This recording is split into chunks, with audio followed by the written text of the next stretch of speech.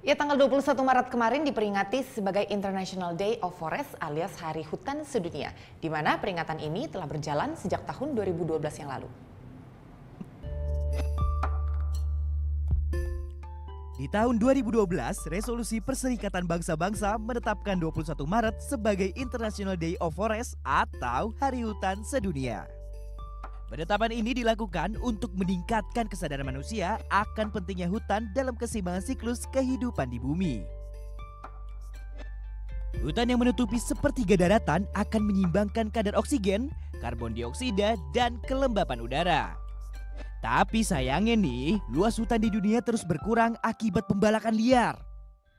Organisasi Konservasi WWF memperkirakan akan ada 170 juta hektar lahan hutan terdeforestasi sampai tahun 2030.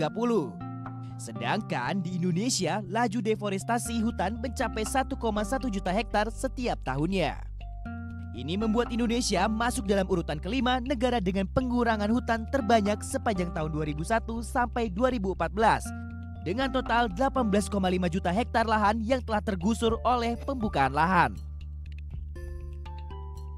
Setiap tahunnya Hari Hutan Internasional diperingati dengan tema berbeda.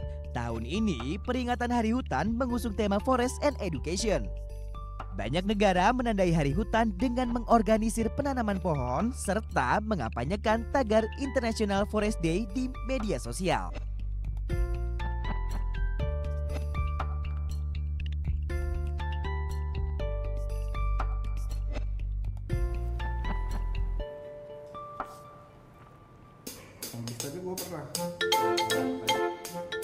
Nah, udah kan untuk beritanya? Jangan lupa di subscribe, di like, dan juga di komen ya akun YouTube dari Net Bali.